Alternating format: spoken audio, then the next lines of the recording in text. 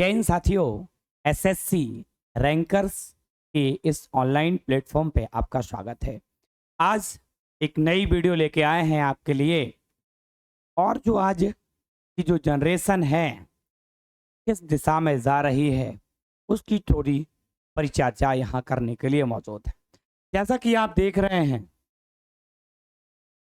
यहाँ थंबनेल में चीज़ें आप पैनल पे देख रहे हैं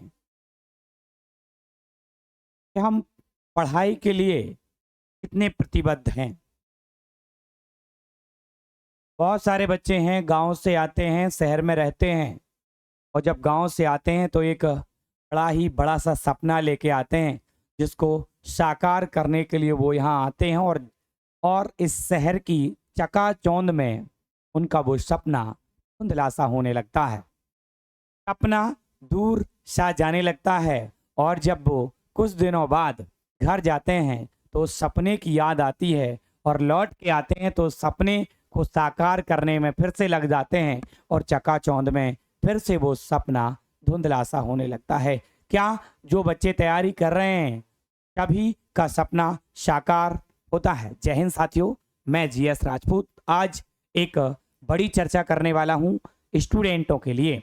तभी समझें इस बात को लेके कि आज का दौर कहां जा रहा है।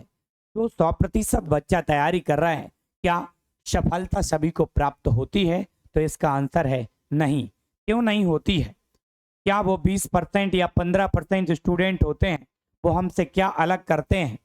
उनकी टाइम टेबल सेट होता है, उनका पढ़ने का तरीका सेट होता है। आज के दौर में आप देख रहे हैं लाइब्रेरी का बड़ा क्रेज है। लाइब्रेरियां हर जगह एक रिकॉर्ड तोड़ रही हैं। रिकॉर्ड की तरह लाइब्रेरियां हर 100 मीटर पे आपको लाइब्रेरी मिल जाएगी। चाहे आप अपने दाएं जाएं, चाहे बाएं जाएं, चाहे पूर्व दिशा में जाएं, चाहे पश्चिम दिशा में जाएं, आपको लाइब्रेरी मिल जाएगी। और लाइब्रेरी में जो आप माहौल देख रहे हैं अक्सर लाइब्रेरियों में वो किस तरीके का है हमें कहने की ज़रूरत नहीं है, आप समझ सकते हैं। लाइब्रेरी में वो ही बच्चा पढ़ सकता है जो बिल्कुल दृढ़ निश्चित के साथ आया है कि हमें सरकारी जॉब पानी है, सरकारी नौकरी पानी है, सरकारी नौकरी पानी है। आप देखते हैं आपके सपने साकार करने के लिए धूप में बाप तपता है, चूल्हे पे माँ जलती है, तब जाके दोस्तों घर में औलाद पलती है। ये हम जिस तरीके से पल के आए हैं, हमारे माँ बाप ने इस तरीके से संघर्ष किया और हमें पढ़ाई के लिए यहाँ भेजा। लेकिन उस पढ़ाई के सपने को हम साकार करने के लिए आए हैं, लेकिन साकार कितने लोगों का होता है आप सब अच्छे से जानते हैं। इस बेरोजगारी के दौर में आप देख रहे हैं, तन पे कपड़े नहीं हैं, कपड़े तक उतर गए हैं। बेरोजगारी का आलम चरम सीमा पे है और महंगाई का आलम अब आपसे कहें ही क्या। आप अगर देखें, हम बहुत दूर ना जाते हुए सीधी सी बात कर लेते हैं। आज के समय पे सब्जियों की बात कर लो। आप कहाँ जा रही हैं सब्जियां, किस स्तर की सब्जियां इस समय आ रही हैं आप देख रहे हो बहुत अच्छे से। सब्जी लेना मुश्किल हो जा रहा है। ऐसा लग रहा है कि सब्जी खरीदने के लिए एक अलग सी नौकरी करनी पड़ेगी सब्जी खरीदने भर के लिए। इस तरीके की सब्जियां बेची जा रही हैं मार्केट में और आ रही हैं। तो महंगाई की मार आप देख रहे हैं, तपती धूप। अब आप देख रहे हैं माँ बाप ने जो सपना आंखों में देखा और तुम्हें भेजा यहाँ, उन्होंने ये कड़ी मेहनत करके आपको यहाँ भेजा। ये तस्वीर तो मौन है, लेकिन इस तस्वीर से कुछ ना कुछ आपको सीख मिल रही होगी कि कौन है। ये पिताजी हैं जो पसीना पोंछ रहे हैं और ये बच्चा है जो स्कूल की तरफ जा रहा है। ये तस्वीर कह रही है माँ बाप जिन पर क्या है दिन भर मजदूरी करते हैं और उनके बच्चे बाहर रहकर मौज मस्ती करते हैं। अब ये उदाहरण किनके लिए फिट होता है मुझे नहीं पता, लेकिन कोई ना कोई ऐसा जरूर होगा जिसके लिए ये उदाहरण बन रहा होगा। तो मौज मस्ती अगर आप आज करेंगे, आज अगर आप अच्छे से सोएंगे, तो कल आपका जो नींद है वो अच्छे से आपको न आने वाली है और एक तरीके से कहें तो बर्बाद होने वाली है। आज रातों से लड़िए तो कल अच्छे से आप सोइए। अगर आप आज रातों से नहीं लड़े, नहीं जागे, तो कल आपका एकदम गड़बड़ है। नई जनरेशन को तो मैं देख रहा हूँ, नई जनरेशन ये बेरोजगारी का आलम है। ये तस्वीर आपको कुछ ना कुछ कुछ ना कुछ आपको दर्शा रही होगी। आज बेरोजगारी का आलम ये है। ठीक है, एक छोटी सी परिचर्चा में बात कर ले रहा हूँ। आज का स्टूडेंट किस दिशा में जा रहा है? ये लाइब्रेरी है जहाँ स्टूडेंट बैठा है। क्या यहाँ का स्टूडेंट पढ़ रहा है? और पढ़ रहा है तो कितना पढ़ रहा है? अगर आप बात सही तरीके से कहें कि यहाँ जो 100% बच्चा बैठा है, उस बच्चे में से मात्र 10 से 15% बच्चा दृढ़ निश्चय के साथ पढ़ रहा है। बाकी बच्चे कोई रील्स खिसकाता है, तो कोई वीडियो कॉलिंग करता है, तो कोई मैसेज पे लगा रहता है। ये सारी चीजें यहाँ होती हैं। लाइब्रेरी में मैं देख रहा हूँ आज की नई जनरेशन का बच्चा जो इंटर पास करके आया, जिससे ये नहीं पता कि मुझे क्या पढ़ना चाहिए और क्या नहीं पढ़ना चाहिए, ये तक नहीं पता है बच्चे को। और वो जाके कहाँ बैठ रहा है? लाइब्रेरी में बैठ के पढ़ना गलत बात नहीं है, लेकिन आपको ये तो पता हो कि हमें लाइब्रेरी में आखिरकार पढ़ना क्या है। आप एक कोई आपकी स्ट्रेटजी नहीं है, कोई आपको बताने वाला नहीं है, कोई आपको समझाने वाला नहीं है। बस आप लाइब्रेरी में जाके पढ़ लिए, पहुंचे हो, किताबों में जुट गए। अब आपको पता तक नहीं है कि आखिरकार क्या पढ़ना है। बगल वाले ने लाइव कोर्स लिया, आपने ऑनलाइन कोर्स ले लिया। अब उसने हो सकता है एसएससी जीडी के पर्पज से लिया, आपका कोई पर्पज ही नहीं है। आप किसी पर्पज से नहीं, उसने जो बैच लिया आपने बैच ले लिया। वो किसी और दिशा में पढ़ रहा है, आपकी दिशा का ही निश्चित नहीं है कि आप किस दिशा में पढ़ रहे हो। पहले तो आपको सबसे पहले ये काम करना पड़ेगा कि आपको समझना पड़ेगा कि हमें आखिरकार पढ़ना क्या है। हमें फाउंडेशन बैच की जरूरत है, कि हमें एसएससी जीडी की बैच की जरूरत है, कि हमें एसएससी सीजीएल की बैच की जरूरत है, कि हमें 10+2 के बैच की जरूरत है। आखिरकार हमें किसकी जरूरत है? सबसे पहले तो ये निष्कर्ष निकालने की जरूरत है। बच्चा गांव से आता है, चकाचौंध में रहता है, दूसरा क्या कर रहा है उस तरीके से वो अपने आप को ढालने का प्रयास करता है। दूसरा किसकी तैयारी कर रहा है ये आपको पता नहीं है। हमें किसकी तैयारी करना है ये आपको पता नहीं है। अगर जब मंजिल ही नहीं है तो चल कहाँ रहे हो भाई? मंजिल मछली की आंख दिखनी चाहिए, मछली नहीं। नौकरी दिखनी चाहिए कि हमें ये इस दिशा में नौकरी करने हैं। पता ही नहीं कि हम एसएससी में नौकरी करेंगे, कि हम रेलवे में नौकरी करेंगे, कि हम डॉक्टरी लाइन में जाएंगे, कि हम इंजीनियरिंग लाइन में जाएंगे, हम वनडे एग्जाम की तैयारी भर करेंगे। उसके बाद नहीं पता कि हमें बैंक का पेपर निकालना, कि हमें यूपी ट्रिपल एससी का पेपर निकालना, कि हमें एसएससी का पेपर निकालना, कि हमें ग्रुप डी रेलवे का पेपर निकालना, कि हमें आगे चल के कांस्टेबल का जो पेपर आएगा वो देना है। नहीं पता, कुछ भी नहीं पता। बगल वाला क्या कर रहा? अब बगल वाला तैयारी कर रहा 5 साल से, 3 साल से। बगल वाला जी इतने टाइम से जब तैयारी कर रहा, अब वो दृढ़ निश्चय के साथ तैयारी कर रहा है। उसे पता है कि अब मुझे किस दिशा में जाना है। आप आए हो इंटर पास करके, आपको ये पता ही नहीं है कि हम किस दिशा में जाएं साथियों। तो लाइब्रेरी में बैठने से ऐसे फायदा नहीं होगा। लाइब्रेरी में बैठना, 6-6 घंटे पढ़ना एक सही लाइन के साथ, सही दिशा के साथ गलत नहीं है, लेकिन ये बिल्कुल गलत है कि हमारी कोई दिशा ही नहीं है, हमें कुछ पता नहीं है और जाके हम लाइब्रेरी में बैठ जाएं और 2 घंटे पढ़ें और 6-4 घंटे रील्स खिसकाएं, चैटिंग करें, वीडियो कॉलिंग करें, बगल वाले से बात करें। लाइब्रेरी ने जो सत्यानाश किया है इस समय नए स्टूडेंटों का, अब मैं बहुत ज़्यादा कह नहीं पाऊंगा उसके लिए। नए स्टूडेंटों को कोई पता नहीं है, बस सिर्फ क्रेज आया किसका? लाइब्रेरी का। फ्री का नेट मिल रहा है, रील्स खिसकाएंगे, नेट खत्म होना नहीं है। ठंडा पानी मिल रहा है, एसी की हवा मिल रही। अब पैसा आ रहा किसके लिए और यूज हो रहा कहाँ? आप बहुत अच्छे से समझ सकते हो। ये वो लाइब्रेरी का दृश्य है जहां आप देख रहे हो एक दूसरे की तरफ लोग लगे हुए हैं, बातें कर रहे हैं, चल रहा है मोबाइल। और ऐसा नहीं है कि पढ़ नहीं रहे हैं लोग, तो 10 से 12-15% लोग इसमें पढ़ भी रहे हैं और 6 महीने 1 साल पढ़ने के बाद वो सरकारी नौकरी भी प्राप्त कर लेते हैं। और आप उसी दिशा में खोजते रहते हैं कि मैं ज्योग्राफी कहाँ से पढ़ूं, मैं बायोलॉजी कहाँ से पढूं, मैं साइंस के टीचर से पढूं। और बगल वाले की हो गई जॉब। जो बगल में बैठा था लेकिन वो शांत रहता था, मौन रहता था, आराम से जाता था, आराम से आता था, अपनी कुर्सी पे बैठ के 6 घंटे सही तरीके से एक्सपेंड करता था और पढ़ाई करता था, सिर्फ पढ़ाई करता था। और आप बगल पे बैठ के चैटिंग करते थे, वीडियो कॉलिंग करते थे, बगल वाले से बात करते थे। कैसे सोचें और कैसे बगल वाले से मित्रता करें, ये हमेशा सोचते रहते थे कि बातें कहाँ से लाएं, क्या की जाएं।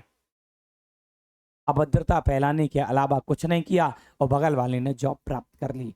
उस माँ बाप का सपना कहाँ रहा जो ईंटें ढो रहा है? उस माँ बाप का सपना कहाँ रहा जिसके तन पे कपड़ा नहीं है और तुम्हारे लिए टाइम टू टाइम पैसा आ रहा है? टाइम टू टाइम पैसा आ रहा है। कहीं उस पैसे में कोई कोई रुकावट नहीं आई है। बस इतना हो सकता, आपने 5 तारीख को पैसा मांगा, पैसा 8 तारीख को आ रहा है, पैसा 10 तारीख को आ रहा है, लेकिन आपने जितना पैसा मांगा उतना ही आ रहा। आप लाइब्रेरी के नाम पे पैसा ले लेते घर से, 1000, 2000, 1500। लाइब्रेरी की फीस कितनी? क्या तुम्हारा जमीर इतना ही सा बचा है केवल, जिसमें आधा जमीर बचा है और आधा मर गया है? आप फीस घर से कितनी लेते हैं और फीस आप पे कितनी करते हैं? फिर मौज मस्ती जो आपकी चल रही है वो उसी पैसे से चल रही है। क्या जमीर इतना ही था? क्या इस माँ बाप ने जो तुम्हारे लिए कर रहे हैं बस वो क्या इतना ही सा है? तो साथियों, ये सारी चीजें हमें समझनी पड़ेंगी और हमें जानना पड़ेगा। अब मैं थोड़ी सी बात कर लेता हूँ इस भीड़ की। अगर देखो, भीड़ का हिस्सा बनोगे, अगर भीड़ का हिस्सा बनोगे तो पहचान नहीं मिलने वाली, हो सकता कामयाब हो जाएं। जब अकेले रास्ते पे चलेंगे हो सकता शुरुआत में लोग हंसी उड़ाएं, और जब कामयाब हो जाएं तो हो सकता साथ में चलने के लिए तैयार हो जाएं। साथियों, देखते हैं, अगर आज मेहनत नहीं करोगे तो कल आप भी इस भीड़ का हिस्सा बनोगे। हो सकता आप दिल्ली में बेलदारी का काम कर रहे हो, मेट्रो में चढ़ के जा रहे हैं, कहाँ पे? अब जहाँ पे आपका साइड है, काम लगा हुआ है, तो ये भीड़ है और ये ट्रेन देख रहे हो आप, ये रोज भीड़ को ढोती है, ये रोज बेलदारों को ढोती है, ईटा उठाने वालों को ढोती है, और कन्नी चलाने वालों को ढोती है, पेंट करने वालों को ढोती है, पुट्टी करने वाले लोगों को ढोती हैं। ये जो ट्रेनें हैं ये इसी के लिए बनाई गई हैं। अब आप क्या इसका हिस्सा बनना चाहते हैं? बनना चाहते हैं तो आज मेहनत मत करिए, आप हिस्सा बन जाएंगे। और अगर आज आप रातों से लड़े, आज आप अच्छे से मेहनत किए, तो कल सुनहरा दिन आने वाला है, ये तय कर लीजिए आप। अब थोड़ी सी बात करते सफलता के लिए आखिरकार करना क्या चाहिए। तो सफलता के लिए ये 4 चीजें अब्दुल कलाम जी ने कहा है।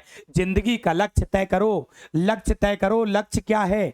लक्ष्य ही तय नहीं है कि मैं एसएससी का पेपर दूंगा, मैं सभी पेपर देने वाला हूं, मैं सब पेपर दूंगा। तय नहीं है कि मैं किसका पेपर दूंगा, ठीक है? तो लक्ष्य तय करो पहले तो कि मैं कांस्टेबल की ही भर्ती देखूंगा। और जब कांस्टेबल की वैकेंसी आएगी, विश्वास मानो साथियों, उस जो सिलेक्शन के लोग होंगे उसमें तुम्हारा नाम अवश्य होगा। अगर आपने ये तय कर लिया, लक्ष्य तय कर लिया, तो आप समझिएगा कि आप सक्सेस की तरफ बढ़ रहे हैं। अच्छी शिक्षा लो, शिक्षा सभी जगह बट रही है, जहां से जो भी अच्छा मिले अच्छा ले लो। अच्छी शिक्षा लेना है, कड़ी मेहनत करना है, और मेहनत के साथ साथ धैर्य बनाना है। मेहनत करते हैं, सिलेक्शन की तरफ पहुंचते हैं, सिलेक्शन की अंतिम सीढ़ी से वापस हो आते हैं। हो सकता आप कुछ प्राइवेट काम करने लगें, हो सकता आप सरकारी नौकरी का सपना छोड़ दें, तो धैर्य बनाना भी अति आवश्यक है। अगर धैर्य नहीं है तो हो सकता लास्ट कगार पे जहां पहुंच गए थे, 0.25 से सिलेक्शन नहीं हो रहा था, 0.05 से सिलेक्शन नहीं हो रहा था, और उस धैर्य को आपने वहीं तोड़ दिया, तो आप सिलेक्शन समझिएगा नहीं होने वाला है। आप सिलेक्शन रखिएगा। अब मैं छोटी सी बात और अंतिम बात आपको समझाने वाला हूं। क्या ऑनलाइन सही है या फिर ऑफलाइन कोचिंग सही है? आखिरकार इनमें क्या डिफरेंस है? ऑनलाइन बच्चा वो ही पढ़ सकता है जो 100% दृढ़ निश्चय है, ठीक है? ऑनलाइन पढ़ने के लिए ऑफलाइन अगर आप पढ़ते हैं, डाउट सेशन आपका रहता है, तो डायरेक्ट आप ऑफलाइन डायरेक्ट पूछ सकते। ऑनलाइन में तमाम बच्चे पढ़ते हैं, तमाम बच्चे, डाउट ही रहता, क्लियर नहीं हो पाता है। गूगल करिए, 17 आंसर मिलेंगे एक क्वेश्चन के। तय ही नहीं कर पाएंगे गूगल बाबा पे, तो आप ये तय ही नहीं कर पाएंगे। एक सर्च इंजन है हमारा, ये यहाँ पे आप ये तय नहीं कर पाएंगे कि ये आंसर सही है कि ये आंसर सही है। एक ही क्वेश्चन के वो 6 आंसर दे देगा। अब तय करिए पेपर के लिए क्या आवश्यक है। तो पेपर के लिए ऑफलाइन सेंटर वाला आपको बताएगा, ऑनलाइन सेंटर में आप पढ़ सकते हैं, कहीं कोई दो राय नहीं है, लेकिन कहीं ना कहीं बेस मजबूत करना पड़ेगा ऑफलाइन सेंटर से। ऑफलाइन सेंटर में पढ़ते हैं तो प्रेशर रहता है, ऑनलाइन में पढ़ते हैं, ऑनलाइन कोचिंग में पढ़ते हैं तो कोई प्रेशर नहीं है, जब मन चाहा रिकॉर्डेड कोर्स है तब देख लिया। बस हाँ, ये बात जरूर हो सकती है कि यहाँ कोर्सेज सस्ते मिल सकते हैं, लाखों करोड़ों विद्यार्थी यहाँ पे कोर्स लेके अपने मोबाइल में रक्षित करके रख लिए हैं, पैसा इनको दे दिया है, कहीं कोई समस्या नहीं है, सस्ते में मिल जाएगा। यहाँ पे आपको वो सस्ते में ऑफलाइन सेंटर पे नहीं मिल पाएगा। क्यों? क्योंकि यहाँ पे जो टीचर पढ़ा रहे हैं उनकी अपनी सैलरी होगी और एक लिमिटेड बच्चे होते हैं, यहाँ लाखों में बच्चे एक बैच में नहीं होते हैं। तो उसी हिसाब से इस ऑफलाइन सेंटर की फीस ऑनलाइन सेंटर के कंपैरिजन में अधिक होती है, लेकिन यहाँ से जो सिलेक्शन होते हैं वो यहाँ से सिलेक्शन नहीं होते हैं। क्यों? अगर बच्चा यहाँ पे पढ़ भी नहीं रहा तब टीचर का प्रेशर रहता है, यहाँ टीचर देख ही नहीं रहा बच्चा कितना पढ़ रहा, क्या हो रहा, सब चल रहा है। बस ऑनलाइन का पेड हो गया, उसके बाद 2.5 से क्लासें चल रही, एक दिन में 8-8 क्लासें आ रही हैं। अब लिख लिख के मर गए, लिख लिख के मर गए, और जब पेपर आया तब भी लिख रहे थे, जब बैच लिया तब भी लिख रहे थे, फिर याद कौन करेगा? याद कौन करेगा? ऑफलाइन सेंटर पे आप जाएंगे तो आपके पास प्रेशर होगा, मैथ्स की सीट लगानी है, रीजनिंग की सीट लगानी है, मैथ्स का टेस्ट देना है, रीजनिंग का टेस्ट देना है, जीएस का टेस्ट देना है, जीएस का डेली टेस्ट देना है। ऑफलाइन सेंटर अगर आप क्लब क्लासेस में आते हैं तो वहां पे आपको डेली के डेली सेट पेपर लगाने पड़ेंगे, जीएस के डेली आपको मैथ्स का एक स्पीड टेस्ट देना पड़ेगा, वीकली टेस्ट होते हैं। तो ये ऑफलाइन और ऑनलाइन सेंटर में कई ऑफलाइन और ऑनलाइन कोचिंग में कई सारी डिफरेंस हैं, जिन डिफरेंस का हमने आपसे जिक्र किया। यहाँ आप प्रेशराइज होके पढ़ते हैं, पढ़ना है पढ़ना है पढ़ना है, यहाँ मन के राजा होते हैं, बैठे खा रहे तो पढ़ रहे, लेटे तो पढ़ रहे, और सो गए मोबाइल तो भी पढ़ रहा। साथियों समझिए, और ये नई जनरेशन के बच्चे, बहुत ज़्यादा समझने की बात है आपके लिए, जो इंटर पास आउट होके निकले हैं बच्चे, उनके लिए बहुत ज़्यादा समझने की बात है बच्चा, कि आपको बेस पूरा मजबूत करना है। जो बगल वाले भैया हैं उनने कम से कम 2 साल ऑफलाइन सेंटर में पढ़ा, तब वो जाके अब लाइब्रेरी में ऑनलाइन बैठे हुए हैं, अपना रिविज़न कर रहे हैं, रिवीजन तौर पे क्लासेस वहाँ पे लिए हैं। आप अगर यहाँ देखेंगे, आप यहाँ देखेंगे, पकड़ो मोबाइल, अगर आप देखेंगे तो उनको कि वो 3-3, 4-4, 5-5 साल से पढ़ रहे हैं और तैयारी कर रहे हैं, और सिलेक्शन अभी तक भी नहीं हुआ है, तो कहीं ना कहीं वो सिलेक्शन की कगार पे हैं और धैर्य बना के रखे हैं। तो ऑफलाइन सेंटर से सबसे पहले अपने बेस को मजबूत करना है। भले फिर आपको लाइब्रेरी में बैठ के आप ऑफलाइन सेंटर के साथ साथ लाइब्रेरी जा सकते हैं, कोई समस्या नहीं है, लेकिन वहाँ पे जाइए तो वहाँ जाइए और वहाँ पे फुल स्ट्रेटजी के साथ पढ़िए। वहाँ पे जाके रील्स खिसकाने का नहीं है। तो ऑफलाइन कोचिंग या फिर ऑनलाइन कोचिंग आप समझ सकते हैं कि आप सही दिशा में कहाँ जाएंगे। मेरा केवल समझाने का मतलब है, बाकी आप अपने लिए स्वयं जिम्मेदार हैं। अगर आप अच्छा करेंगे, अगर आप आज अच्छा करेंगे तो कल कहीं ना कहीं आपका अच्छा होने वाला है साथियों, कहीं ना कहीं कल आपका अच्छा होने वाला है। अगर आप आज अच्छा नहीं करते तो बस कल आप समझिए कल आपका कैसा रहने वाला है। तो ये सारा हमारा कुछ आपके लिए मैसेज मेरे हिसाब से आप समझेंगे और आप इस पे अमल भी करेंगे और उन माँ बाप का सपना साकार करेंगे जिनके तन पे का कपड़ा भी छिन गया तुम्हारे लिए, जिनके तन का कपड़ा भी छिन गया तुम्हारे लिए। साथियों, जब आप जाते हो तो माँ एक ही बात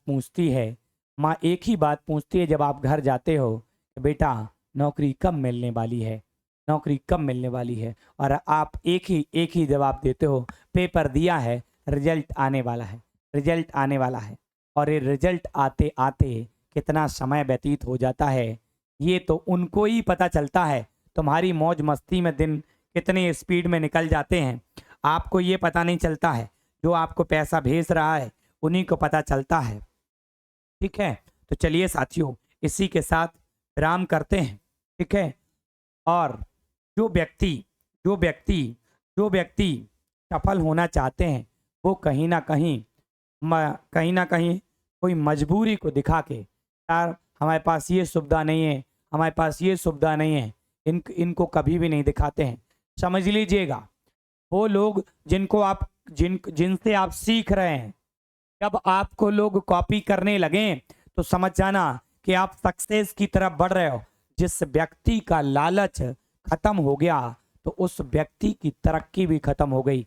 अगर आपका लालच खत्म हो गया नौकरी पाने का तो आप कहीं ना कहीं उस दिशा में जा ही नहीं पाएंगे। साथियों, तो इसी के साथ हम अपनी इस स्पीच को विराम देते हैं। मेरे हिसाब से कुछ ना कुछ आपको सीख मिली होगी। हम प्लान बना के तैयारी करेंगे। प्लान बना के, प्लान क्या होता है, कभी भी आपने सोचा हो, किसी व्यक्ति से सुना हो, सोचा हो, बोले प्लान बी हमारा खत्म, प्लान बी काम नहीं किया, प्लान ए काम नहीं किया। अरे प्लान ए काम नहीं किया तो 25 डिजिट और भी तो हैं। अभी का डिजिट खत्म हो गए हैं। हम प्लान बी तैयार करेंगे, प्लान सी तैयार करेंगे, प्लान डी तैयार करेंगे, लेकिन सक्सेस होकर ही मानेंगे। जय हिंद साथियों। तो मिलते हैं हम लोग नए सेशन में।